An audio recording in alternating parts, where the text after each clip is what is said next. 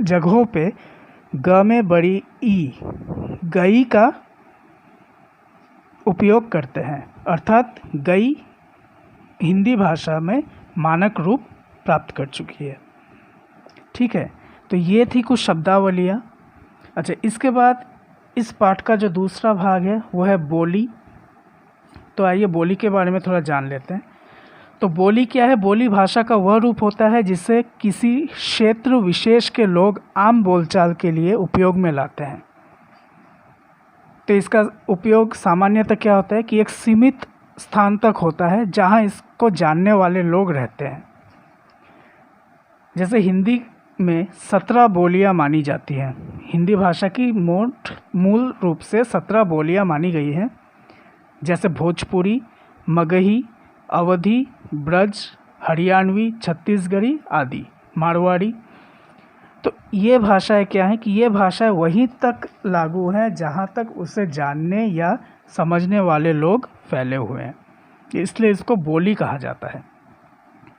अब अगर हम भारत में भाषाओं की बात करें तो भारत में सैकड़ों भाषाएं तथा बोलियां हैं, लेकिन हमारे संविधान ने केवल 22 भाषाओं को ही मान्यता प्रदान की है।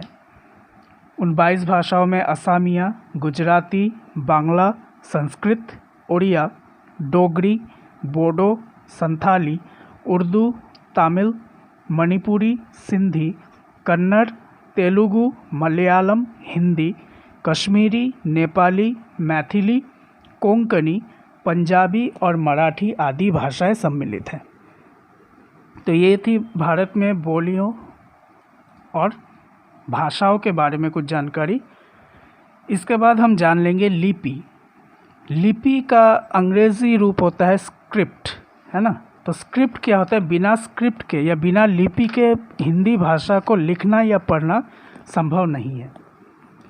तो इसीलिए हम कह सकते हैं कि लिपि भाषा की ध्वनियों को चिह्नित रूप देने के लिए या प्रदान करने के लिए भाषा ने कुछ लेखन चिन्ह निर्धारित किए हैं।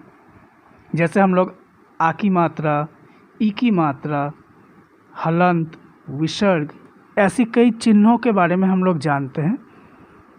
इन्हीं को हम लिपि कहते हैं। और अंततः इस पाठ का जो आखिरी भाग है वह है व्याकरण।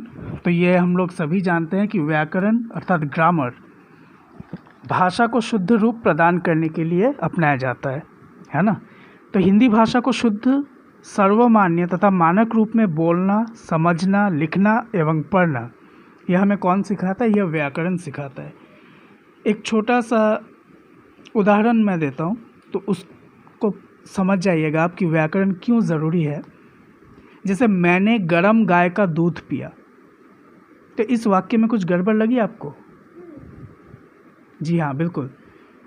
इस वाक्य में शब्द का जो क्रम है, जो सीक्वेंस है, वो सही नहीं था, है ना। क्योंकि यहाँ पे बात कही गई थी मैंने गरम गाय का दूध पिया। क्या हम लोग गाय को गर्म करके फिर उसका दूध पीते हैं? तो इसका अर्थ यही आ रहा है।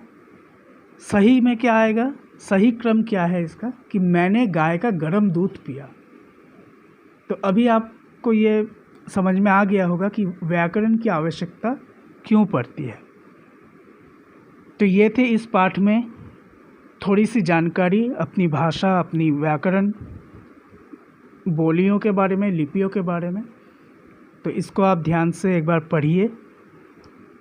इसका जो लिखित रूप है, अर्थात अभी जो आपको वीडियो मिल रहा है, इसका लिखा हुआ आपको व्हाट्सएप ग्रुप में मिल जाएगा। और पाठ से जुड़ी हुई जो एक्सरसाइजेस दी हुई हैं, अभ्यास दिया हुआ है, वो आपको व्हाट्सएप ग्रुप में दे दिया जाएगा। ठीक है।